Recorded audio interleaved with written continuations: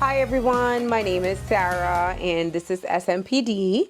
I created SMPD back in 2015, right before getting married and enrolled in my master's program.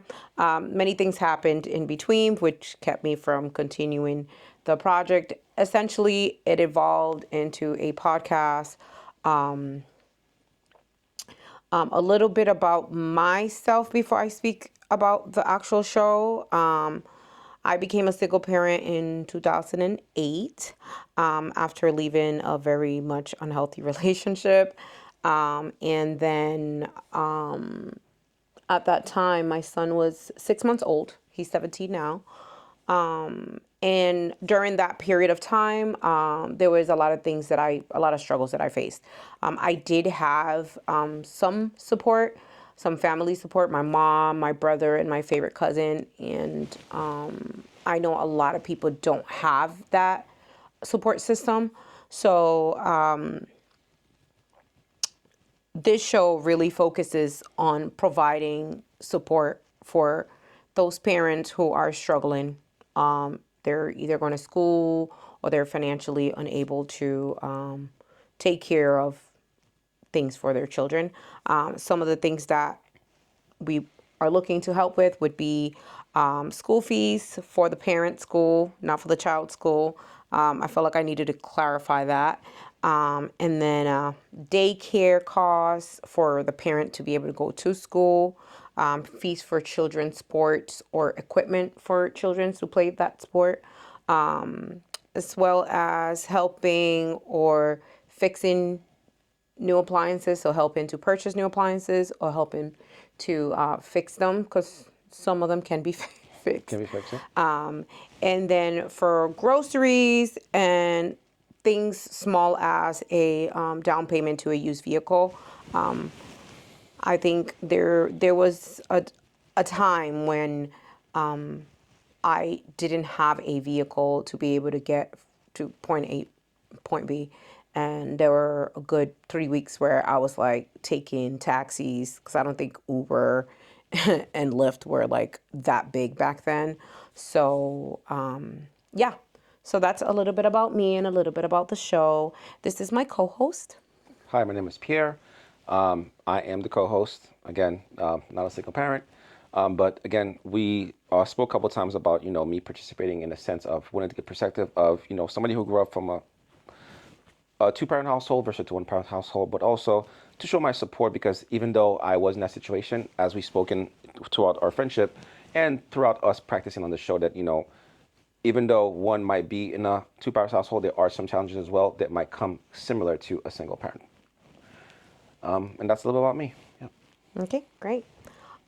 So what we're going to do today is we have a topic, and the topic is what are the disadvantages of living in a two-parent household, and then what are the advantages of living in a single-parent household. So we're almost like flipping the script because I think stereotypically we would say, wait, what could possibly be bad about having two parents in the household, and what could possibly be good about having a single parent household. And So, I would like to also be precise about the fact that we're not saying that one is better than the other. correct. We want to make sure we understand that, as compared to the usual narrative, going against the grain, that, hey, in the same sense, we all know that in every situation, there's a positive and negative. We want to make sure that, we're focusing on the single parent household for the positive, again, extract the negative also from the two parent household. For sure.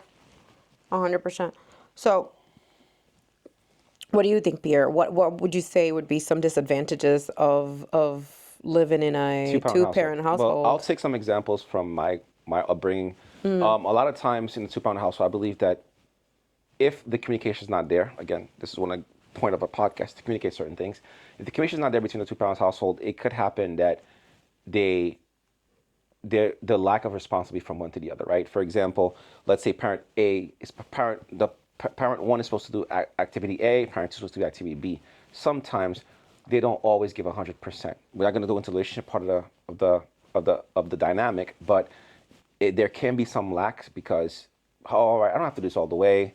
She could do it, or he could do it, or they can do it in that sense, right? So there could be that lack of responsibility because you know what? Oh, I'm not by myself, so I don't have to do it all the way great because whatever I can do, they can finish for me. I think that's something that, a lot of times we get so comfortable in relationships that we forget that our actions affect not just our partner but also our children. That's true. That's true. So communication, obviously. I would say arguments. Yeah. Arguments. I would say arguments at the appropriate time, right? Not arguing in front of your children is important.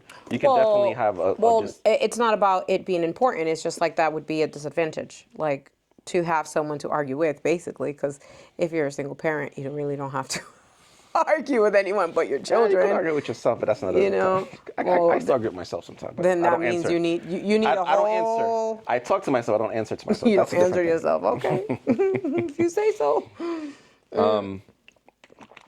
Go ahead. Any other disadvantages that you would think of, or can you think of? So we have communication, we have arguments, because I think arguments can affect the child massively. I know a few people who have expressed to me, like, I wish my parents would have divorced a lot sooner because it was hell in the home. They were always fighting. It was a constant. See, this is the part where I start doing that face of me not Trauma. agreeing. I understand. And again, Yeah. this is the part where me and her are going to be at splits here because I understand that, yes, it's hard. But then again, what else in life is easy, right? It's supposed to be hard. You're living with a whole other different human being. So, yes, it is. That's the part where I was saying, and as far as the communication, as far as the communication part is involved, we are going to have disagreements, but if we don't know how to communicate appropriately, we will do it at the wrong time, at the wrong place. We cannot argue in front of our children. They need to know what we're struck. It's as parents. I'm not saying to lie to our children. Yes, we have difficulties, but we should not to present those issues. The child is too young, or it's not their responsibility to figure out those problems. It's our responsibility to figure out those problems. What I feel with the argument part of it isn't so much like you may not argue around your children. Of course. But you're also not happy. And when you're not happy and you're fighting, even if you're doing it behind closed doors, that's projecting to your children because you're not being yourself 100%. You're not your happy self 100% because you're miserable. Here's that word again. Well, it's true. The happy word It's is that. the truth. Happy, you could call it whatever you want. No, I understand you're saying happy, but again, as a man, the happy word again, I'm not talking for every single man out there. So what if I'm not happy? Again, this is from the male side. Happiness, it's great if I have it, but what do you get your happiness from? Okay, what I'm trying to say. Everyone is I understand responsible for their own yes, happiness. Of course, but even if I don't have it, my responsibilities do not stop because I'm not happy. My commitment to you or to my family, to my partner, to whatever I have, does not stop. Yes, it's kind of like your work, right? Not every day is a good day at the office, but you still got to go to the office and do the job you have to do. Yeah. It's the same thing for a relationship. Yes, and that's the part we don't agree on. Look at her face. I can't agree with that because you aren't being intimate with people at work or your job itself. Agreed. There is a big difference and a different type of commitment. I agree. Because a lot of people that are committed to their relationships versus their jobs are willing to leave their jobs to move with their partners just because they have like a better opportunity. Those things exist. Of course. However, I do not believe if you are unhappy, that could mean the woman, that could be the man, that, it's hard, so let's just deal with it. No, that doesn't always necessarily have to be the thing because unless there is some extreme case scenarios like we talked a couple times before, right? Violence, abuse, negligence, or abandonment. Of course, those case scenarios. You mean neglect? Neglect. Well, and that's what I'm saying. But again, that is in case of those scenarios. I agree. Yes, the relationship needs to stop. But those things all affect your children. Of course. Yeah. But the other part of the relationship being difficult as far as adjusting to that person, because I believe that you're never the same person every year or every couple of years. You change. No, people evolve on a daily basis. Of course. So that means that you have to learn to adjust to each other. So again, what I'm trying to say here is that yes, there's going to be difficulties in that sense, but then again, that is part of the marriage, for better or worse. But okay. Now again- this is making the assumption that everyone that has a child together are married. That's not fair to say that because I'm not not everyone saying is that, married together. but again- not everyone but is I being agree, but- treated properly. Yes, or but we went over that already. Again, those, like I said, those are the extreme case scenarios. We're not covering those extreme scenarios. We're talking about the average those family aren't life. extreme. Yes, those are extreme. Violence, abuse, neglect. Well, any type of abuse, physical abuse, drug abuse, Emotional emotional abuse. abuse, any type of abuse, I'm against. I agree with Yeah. that. But besides those scenarios, everything else, you have to work through it. You have to. Because it's not Well- about just you, it's about your children as well. Well, yeah, no, but that part. But that does not mean that your children come between your relationship. Because again, for me, It's not. So this is not about like the children and being in between the relationship. It's the happiness of the parents to be able to provide good parenting, healthy parenting to their children. Correct. That's what I'm talking about. Correct. I'm speaking about on the fact that if you're having children and you are unhappy, and that could mean anything. Unhappiness could mean anything. right? I could be unhappy at the fact that, my partner, on a constant basis leaves the toilet up, right? And I keep falling inside. Like, who knows? Like, right? Falling inside. I'm saying, right? I It could be, and it could be something that's been going on for years. That Right. doesn't necessarily mean that because I'm waking up, waking up in the morning and I'm falling on the freaking toilet, right? And my day is like messed up, right? Like I'm in a bad mood because Jesus, I've already said it like 500 times. Mm-hmm. When, like people have limits, people have Triggers. barriers. And triggers as well. I understand that. So it's like I think the expectation should always be, right, when you are in a partnership, because relationships are a partnership, So to speak. like you need to be able to do your best to make it easy for your partner. Correct. It's not Like, about yourself. I agree. it's not always about yourself. agree. The But- moment that it becomes a nagging situation, and I'm saying nagging because that's what people perceive it as, but it's like it's almost crying out, right? But again, this all affects the children because I may be irritable. Because, okay, I'm going back and forth with my partner through text. Like, seriously, you couldn't put the toilet down this time? Like, the toilet seat down? Like, all of those things transpire into affecting the child.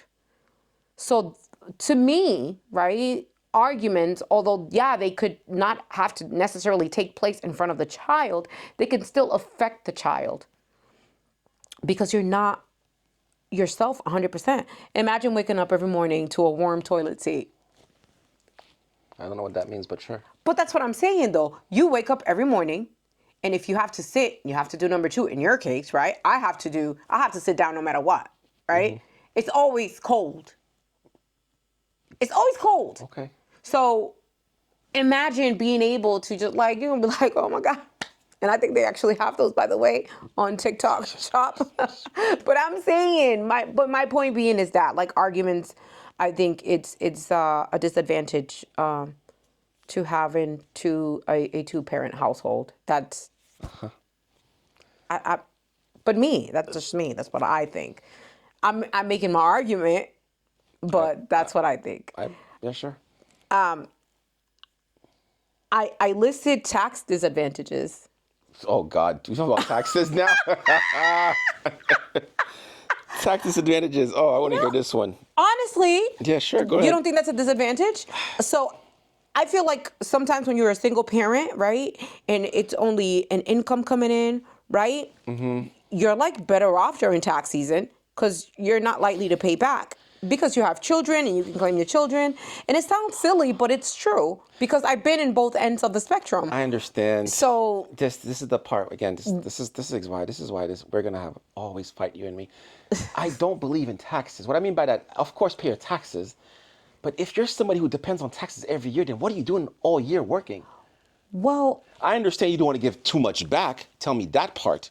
or you want to get some This advantage. this isn't necessarily about the advantages of. You just said it was an advantage. No. I'm saying like of taxes, right? Not that's not what it is. I'm talking about. You don't want to give money like, back. No, that's not what I'm saying. What I'm saying is like, okay, even when I was a single parent, right? I was struggling, Okay. and during tax season, I didn't have to pay, right? I get it. I get it. Before getting married, I wasn't struggling. I was making decent money, right?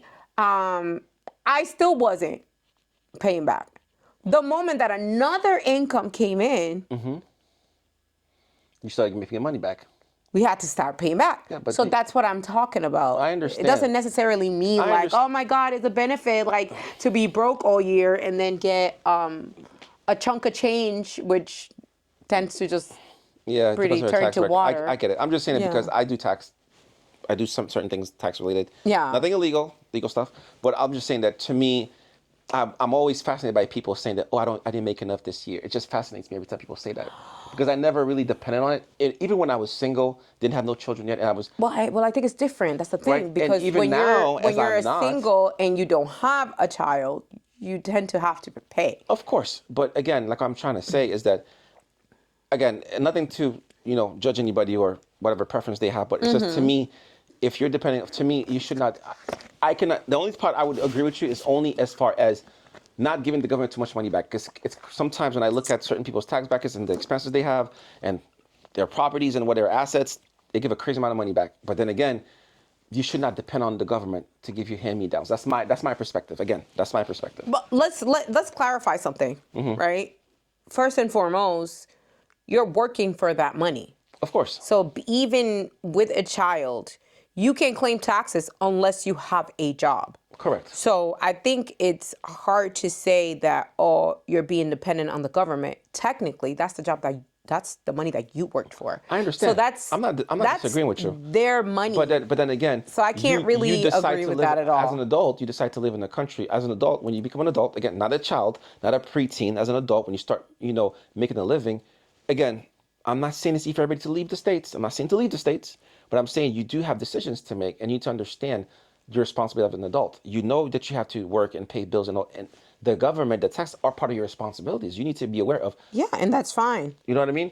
Well, so I mean, if you don't like that's it, everyone's then do civic something about it. part of- That's what I always say. Again, That's don't go to that rabbit my hole. motto. No, that's my motto. If you don't like like where it. you are, if you're not happy with where you are, Do something change about it. Do about it. change it. That's it. Yep. Really simple.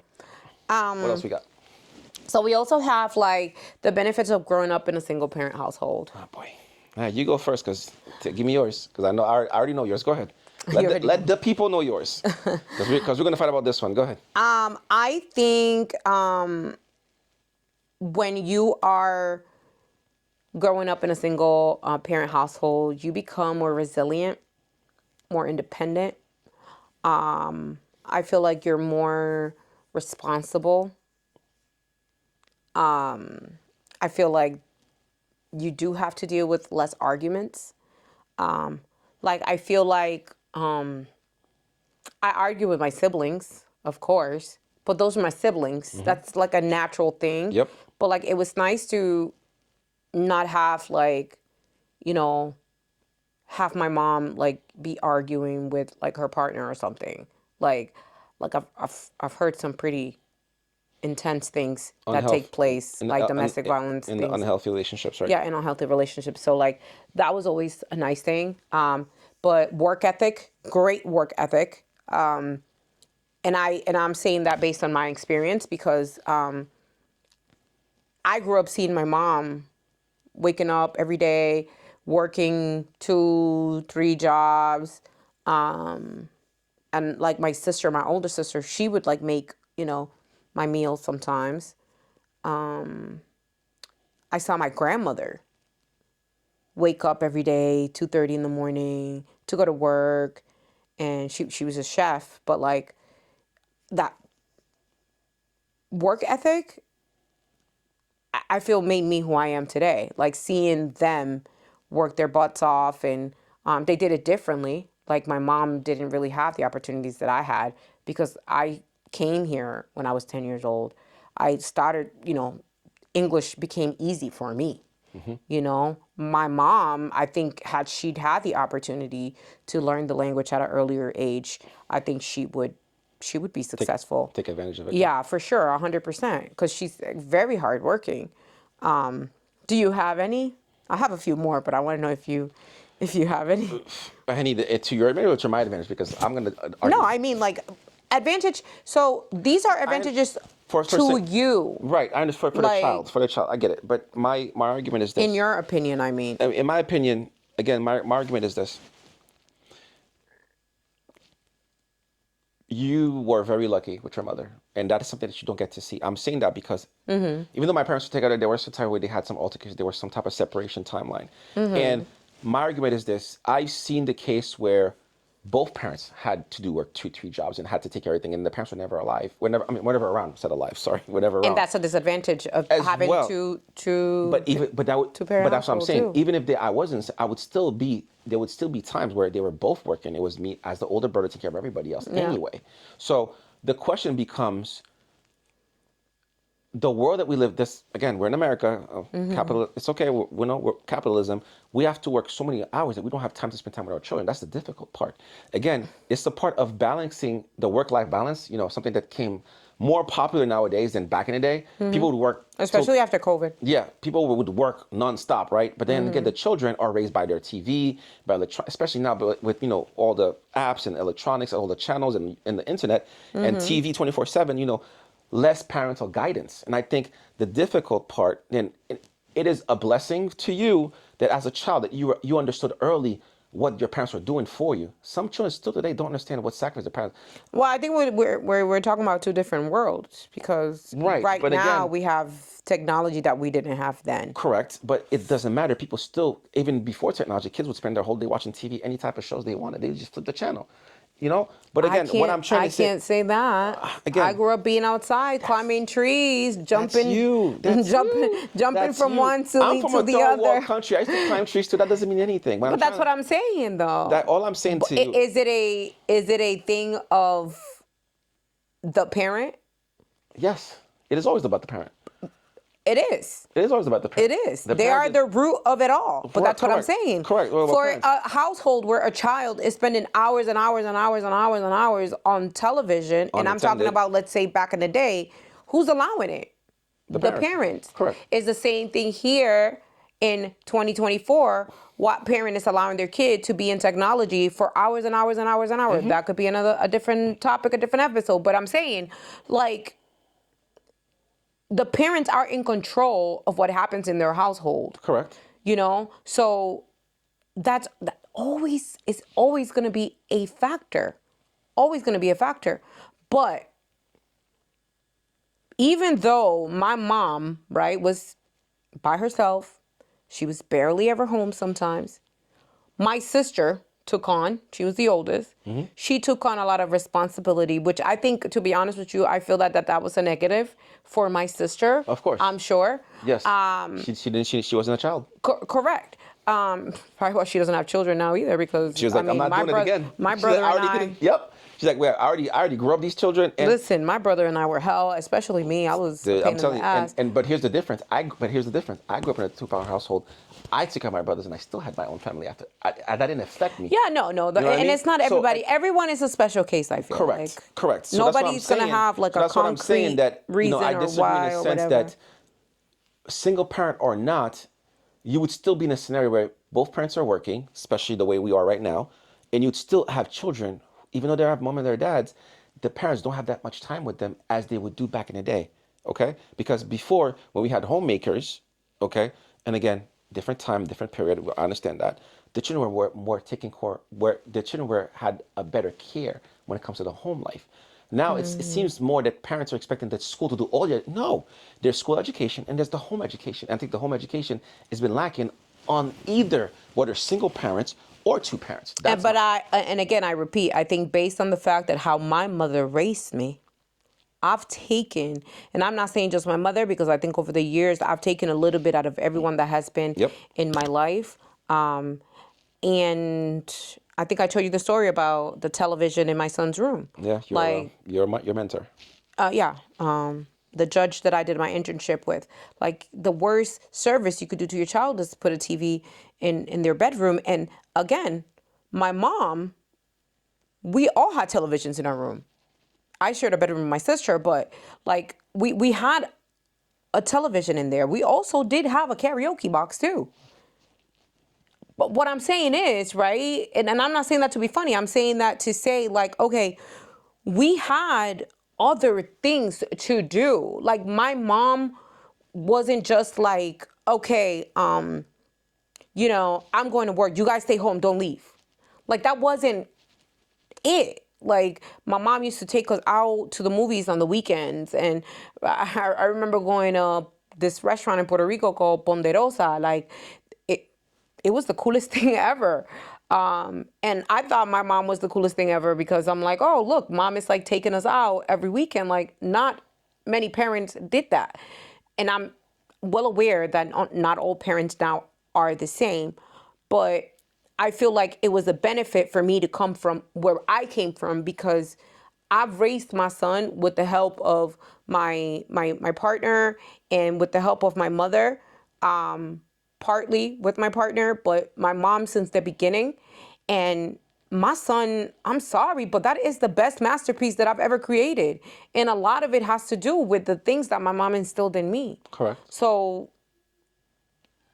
yeah, maybe a single mother. Yeah, maybe worked and not been around, but she put that in my sister, and my sister was able to put it in us. You know what I'm saying? Mm-hmm. And I feel like that says a lot. I grew up in the projects. I grew up with kids that would fight you for simply just being who you are. Mm-hmm. You know what I mean? Yeah. I grew up in around gang members. A lot of my friends were gang members. That's just the truth, you know?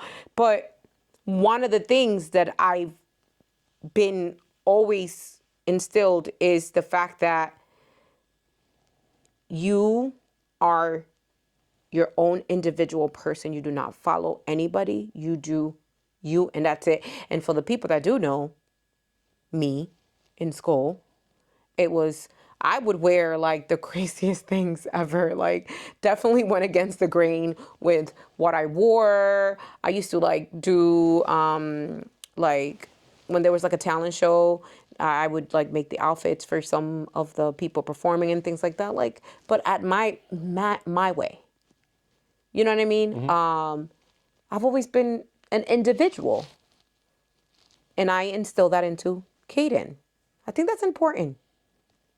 And that's from my mom. No daddy involved. It's not a flex, by the way, but listen. It's not a flex. Listen, again, this is about the benefits of growing up in a single parent household. It is a flex for me. What's this part? I feel 100% it's a flex. Why? Because I know kids who are my son's age who have two parents, they don't have the level of respect that little boy got.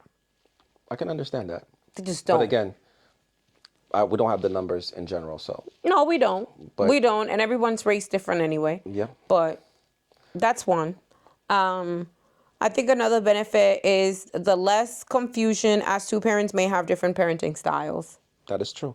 I feel like if you are in a two-parent household, which you probably experience, you know more than I do when it comes to that. Yeah, no, I agree with that. My mother was more religious than my father, for example, right? My mom was all about church every Sunday. Yeah. My dad, not so much, but I still respect that God still today. I believe in God, and I do the best that I can to follow the word. Mm-hmm. But my mom is 10 times more into it than I am, right? Maybe. Do you consider her a fanatic? Okay. Yeah. See that face? Yeah, she's a fanatic. Fanatic is not the word. No. My mom will. Anyway, not gonna love you, mom. But it's just that, but my father, more laid back. Again, he's a Christian man too, but he's not deeply involved. Again, everyone has their preference, of course. But again, that affected me in a sense. And also that was the decision when I grew up in an all-boy Catholic school. You know what I mean? That I didn't know that. Yep. All-boy Catholic school. Oh, that explains a lot. You're not a profiler anybody. But yeah, so that affected me in that sense. And so yeah, I can agree with that. That can sometimes, because even when it's time to make certain decisions, that would their different styles and different beliefs would affect. It would be a struggle sometimes. My first communion, my confirmation, my baptism, all that. That became an issue. Oh yeah, especially at the time that my mom was Catholic and now she became a Protestant after the fact. That was a big issue because my dad stayed Catholic, my mom became a Protestant, so that was another struggle. You know what I mean? So yes, that definitely can be a factor. Now, it depends on when those cases are presenting. Again, we're not being specific too much, but I also think that it depends on when those changes or needs are shown up in the children's life could affect the child. Again, as long as the faith is there in a positive way, then we should be okay. Yeah. But again, that confusion will come when the child. Okay, we used to go to Catholic school. We used to go to Catholic church. We're going to Protestant church now. And by the time I was in my Catholic school, I was full Catholic, so I couldn't. I mean, I still went to the Protestant church, of course, but I still went all the way.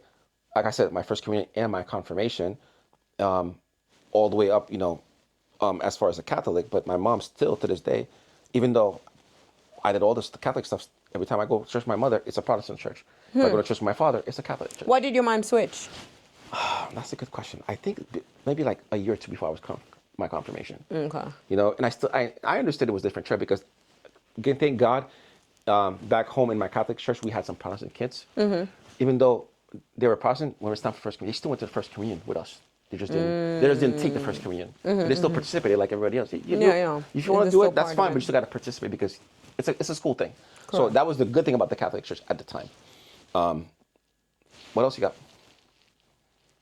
I grew up in a Christian Pentecostal environment, and I think again it was clearly a benefit.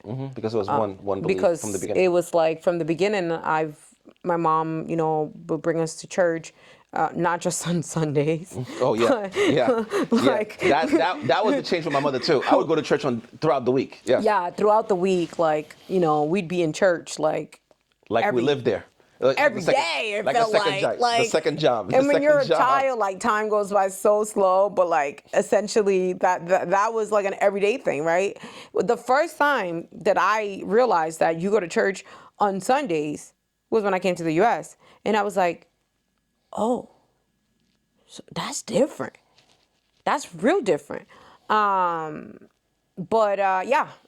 think that was a huge benefit for us. But yeah, I mean that's all I have. If you guys liked the podcast, SMPD podcast, Pierre has a few things to ask you to do. Oh, I said that in the beginning, right? You can follow us, like us, share us, the heart thing. I don't know how that works. I just heard it, so I'm just repeating what I see everybody else do. That's good. It is good. We should have said that in the beginning, but hey, if you guys want to follow us, that's great. Yeah. You want some comments, some suggestions, we're happy to take them. Yeah. We do have a couple of projects to do. We're going to do as far as, the support that we initially talked about, different things that we'll, throughout the episodes we'll talk about and on our websites and on our Facebook. I'm saying all these things, but she's actually the master of everything. I'm just the guy that just comes in and talks.